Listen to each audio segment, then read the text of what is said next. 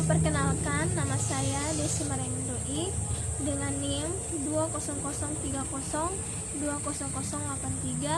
kelas C semester 1, jurusan Administrasi Bisnis, Fakultas Ilmu Sosial dan Ilmu Politik, Universitas Nusa Cendana Kupang. Tujuan saya membuat video ini adalah untuk memenuhi ujian akhir semester mata kuliah pengantar sosiologi. Di sini saya akan membahas pengantar sosiologi, yaitu yang pertama, apa sih yang dimaksud dengan sosiologi? Sosiologi berbicara mengenai tentang masyarakat. Menurut Komet, yaitu salah satu sosiolog, ia mengatakan bahwa sosiologi merupakan ilmu pengetahuan kemasyarakatan umum yang merupakan hasil akhir dari perkembangan ilmu pengetahuan. Sedangkan menurut Fitri Sorokin, ia mengatakan bahwa sosiologi adalah suatu ilmu yang mempelajari hubungan dan pengaruh timbal balik antara aneka macam gejala-gejala sosial dan gejala non-sosial. Namun berbeda dengan pendapat Rum dan Warren yang mengatakan bahwa sosiologi adalah ilmu yang mempelajari hubungan antara manusia dengan kelompok-kelompok. Maka sosiologi merupakan ilmu sosial yang objeknya adalah masyarakat sebagai ilmu. Mengapa muncul sosiologi? Menurut Berger, pemikiran sosiologi muncul manakala masyarakat mengalami ancaman terhadap hal yang selama ini dianggap sebagai hal yang memang sudah demikian benar dan nyata. Memakai hal yang selama ini menjadi pegangan manusia mengalami krisis, maka mulailah orang melakukan renungan tentang sosiologi. Masyarakat dan kebudayaan. Apa sih yang dimaksud dengan masyarakat? Masyarakat adalah sekelompok orang yang hidup bersama dan menghasilkan sebuah kebudayaan. Tidak ada masyarakat tanpa kebudayaan dan tidak ada kebudayaan tanpa masyarakat. Apa sih yang dimaksud dengan kebudayaan? Kebudayaan adalah kompleks yang mengacu pada kepercayaan, kesenian, moral, hukum, dan adat istiadat, serta kemampuan dan kekuasaan-kekuasaan yang diperoleh anggota masyarakat. Menurut Selo Soemarjan dan Soleh Soemardi, mendefinisikan kebudayaan sebagai hasil cipta, ras, dan karsa manusia. Terkait dengan hubungan antara manusia, kebudayaan merupakan daring for living atau blueprint for behavior yang menetapkan aturan mengenai apa yang harus selayaknya dilakukan atau tidak dilakukan. Ada pula unsur-unsur yang mengacu kebudayaan pada setiap kebudayaan adalah bahasa, sistem pengetahuan, organisasi sosial, sistem peralatan, dan sistem mata pencarian hidup. Unsur-unsur normatif yang merupakan bagian dari kebudayaan adalah sebagai berikut. Yang pertama, unsur-unsur yang menyangkut penilaian. Misalnya baik atau buruk, benar atau salah, menyenangkan atau tidak menyenangkan. Yang kedua, unsur-unsur yang berhubungan dengan apa yang seharusnya, seperti bagaimana orang seharusnya berperilaku. Yang ketiga, unsur-unsur yang menyangkut kepercayaan, yaitu sistem keselamatan, upacara adat, ritual, dan lain sebagainya. Yang berikut, sosialisasi. Apa yang dimaksud dengan sosialisasi? Sosialisasi adalah usaha memasukkan nilai-nilai kebudayaan terhadap individu sehingga individu tersebut menjadi bagian masyarakat. Sejumlah sosiolog menyebut sosialisasi sebagai teori mengenai peranan, karena dalam proses sosialisasi diajarkan peran-peran yang harus dijalankan oleh individu. Fungsi sosialisasi. Sosialisasi memiliki fungsi penting, yaitu yang pertama, sebagai alat pembentuk kepribadian individu, yang kedua, sebagai pedoman individu dalam bertindak sesuai harapan masyarakat dan diakui sebagai anggota masyarakat. Yaitu bentuk interaksi sosial asosiatif dan disosiatif. Bentuk interaksi sosial asosiatif adalah bentuk interaksi sosial yang positif sehingga bisa menimbulkan adanya perpecahan. Bentuk interaksi sosial menurut Gilin, dan Gilin yaitu bentuk interaksi sosial terbagi menjadi dua proses, yaitu yang pertama proses asosiatif yang terbagi menjadi akomodasi, asimilasi, dan alkulturasi. Yang kedua proses disosiatif, yaitu meliputi persaingan dan pertikaian atau konflik. Akomodasi adalah suatu proses di mana seorang per orang atau kelompok manusia yang mula-mula saling bertentangan, kemudian saling menyesuaikan diri untuk mengetahui kekurangan. Yang kedua, asimilasi merupakan suatu proses di mana individu-individu atau kelompok-kelompok yang mempunyai perbedaan kemudian lebur menjadi suatu tujuan, pandangan, dan kepentingan yang sama. Yang ketiga, alkulturasi adalah perbedaan dua kebudayaan yang berbeda dan membentuk suatu kebudayaan baru dengan tidak menghilangkan arti kebudayaan masing-masing. Bentuk interaksi sosial menurut Kimball Young. Interaksi sosial dapat dibedakan menjadi 3 bagian, yaitu yang pertama oposisi, yang kedua kerjasama, yang ketiga diferensiasi. Yang berikut status dan peranan sosial. Apa sih yang dimaksud dengan status dan apa sih yang dimaksud dengan peran? Status adalah salah satu tempat atau posisi seseorang dalam kelompok sosial atau masyarakat secara umum sehubungan dengan keberadaan orang lain di sekitarnya. Sedangkan peran adalah hak dan kewajiban seseorang sesuai dengan status sosialnya. Aspek dalam peran. Seorang tidak dapat mengisi suatu peran dengan senang dan sukses tanpa disosialisasikan untuk menerima bahwa peran tersebut berguna, memuaskan, dan sesuai. Adapun aspek dalam peran yaitu lebih mengacu pada aspek dinamis dan fungsionalis seseorang dalam sistem organisasi masyarakat. Perilaku peran adalah peran yang sesungguhnya dilakukan oleh orang yang memiliki status tertentu. Perilaku peran mungkin tidak sesuai atau berbeda yang diharapkan. Sebagai perilaku peran merupakan pemeran tanpa sadar karena sudah terorganisasi sebagai hasil sosialisasi yang panjang, namun perilaku peran merupakan upaya sangat standar untuk menyampaikan citra diri, menciptakan kesan yang diinginkan oleh orang lain. Macam-macam status sosial dan stratifikasi sosial dalam masyarakat. Macam-macam status sosial. Yang pertama, ascribed status adalah tipe status yang didapat sejak lahir seperti jenis kelamin. Yang ketiga, sebagai alat untuk melestarikan nilai, norma, dan kebudayaan yang telah secara turun-temurun. Selain itu, terdapat agen sosialisasi. Terdapat 4 agen sosialisasi dalam masyarakat, yaitu yang pertama, keluarga. Keluarga merupakan agen sosialisasi utama yang mendidik dan mempersiapkan individu agar dapat diterima sebagai anggota masyarakat. Yang kedua, teman sepermainan. Teman sepermainan dapat mempengaruhi tindakan sosial individu yang mengarah pada hal positif, namun juga dapat mengarah pada hal yang negatif. Yang ketiga, sekolah.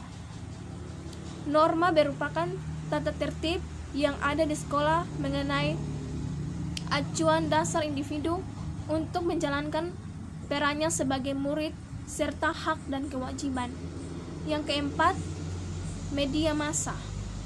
Tidak semua hal-hal yang tergambar pada media massa mampu memberikan kontribusi positif terhadap perilaku individu, melainkan juga dapat membawa dampak negatif. Yang berikut, macam-macam sosialisasi. Ada 2 macam sosialisasi, yaitu yang pertama, sosialisasi primer. Sosialisasi primer adalah sosialisasi yang pertama dijalani oleh individu semasa kecil. Dalam proses ini, sosialisasi primer membentuk kepribadian anak ke dalam dunia umum dan keluarga yang berperan sebagai agen sosialisasi. Yang kedua, sosialisasi sekunder. Sosialisasi sekunder adalah proses berikutnya yang memperkenalkan individu yang telah disosialisasi ke dalam sektor baru dari dunia objektif masyarakat. Proses sosialisasi adalah pemberian suatu identitas diri yang baru kepada seseorang, sedangkan dalam proses desosialisasi, seseorang mengalami pencabutan identitas diri yang lama. Yang berikut, interaksi sosial. Apa sih yang dimaksud dengan interaksi sosial? Interaksi sosial adalah hubungan timbal balik antara individu dengan individu maupun individu dengan kelompok. Interaksi sosial bisa terjadi di mana saja, termasuk di lingkungan sekitar kita dalam kehidupan sehari-hari. Interaksi sosial didasari oleh berbagai faktor, yaitu yang pertama, imitasi atau peniruan. Yang kedua, sugesti atau pandangan individu yang diterima oleh orang lain. Yang ketiga, identifikasi atau kecenderungan dan keinginan seseorang untuk seperti orang lain. Yang keempat, simpati, yaitu ketertarikan seseorang pada pihak lain. Syarat interaksi sosial. Suatu interaksi sosial hanya mungkin terjadi apabila memenuhi 2 syarat, yaitu yang pertama, kontak sosial.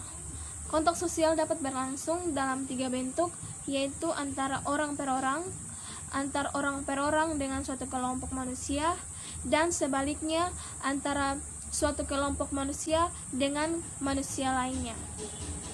Kontak sosial bersifat positif atau negatif. Kontak sosial positif adalah kontak sosial yang mengarah pada kesamaan. Kontak sosial negatif mengarah pada pertentangan atau bahkan sama sekali tidak menghasilkan kontak sosial. Kontak sosial juga dapat bersifat primer dan sekunder.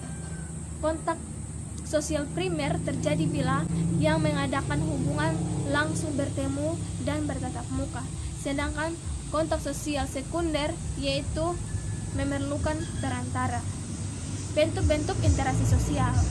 Interaksi sosial mempunyai 2 bentuk: ras, kasta, golongan, keturunan, suku, usia, dan lain sebagainya. Yang kedua, akibat status adalah status sosial yang didapat seorang karena kerja keras dan usaha yang dilakukan.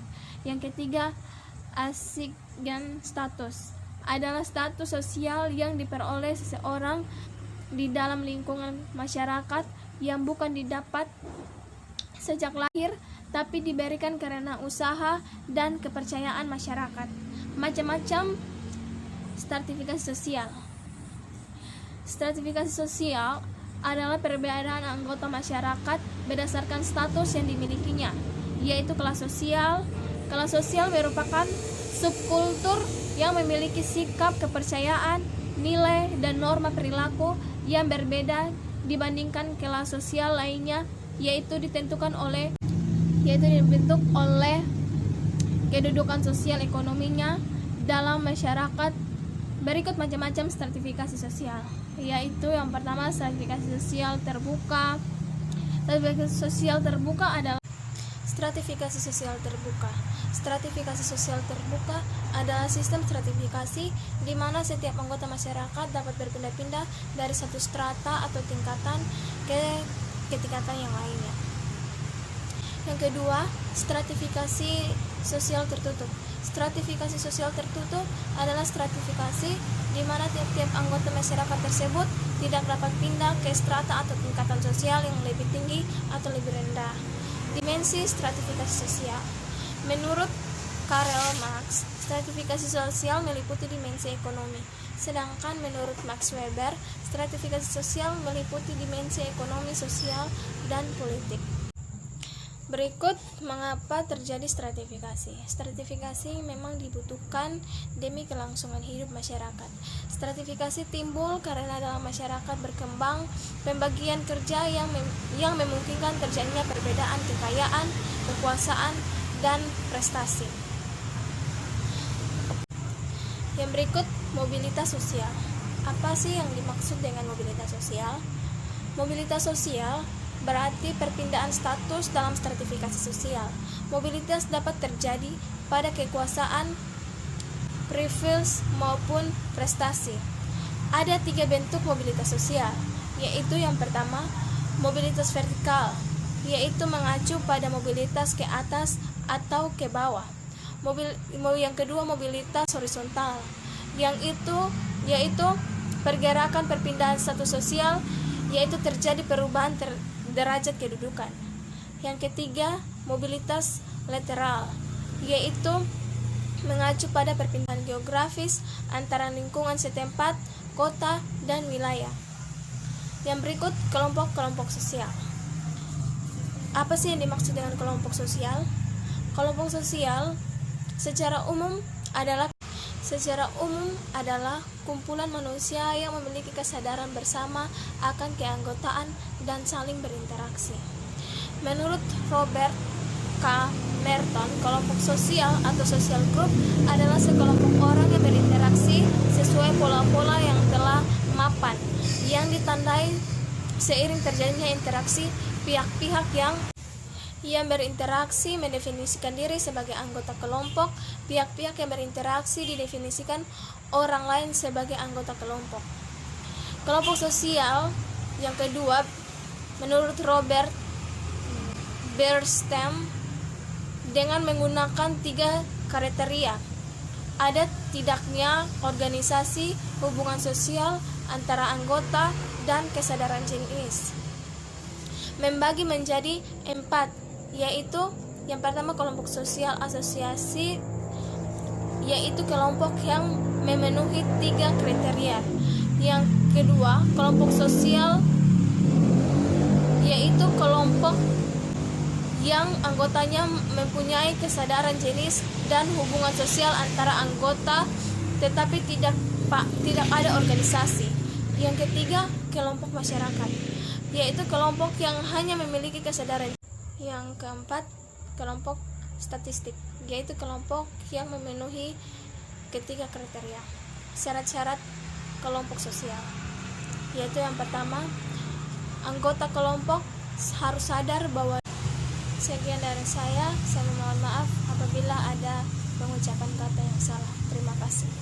Dia mempunyai bagian dari kelompok yang bersangkutan.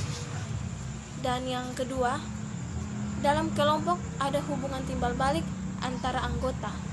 Dan yang ketiga, ada kepentingan yang sama, tujuan yang sama, dan ideologi yang sama, dan lain sebagainya. Macam-macam kelompok sosial.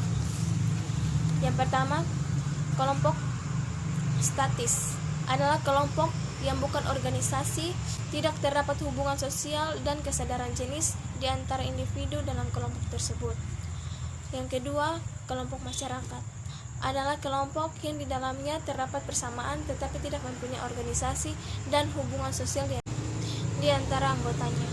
Yang ketiga, kelompok sosial adalah kelompok yang anggotanya mempunyai kesadaran jenis serta hubungan satu sama lain, akan tetapi tidak terkait dalam satu ikatan organisasi.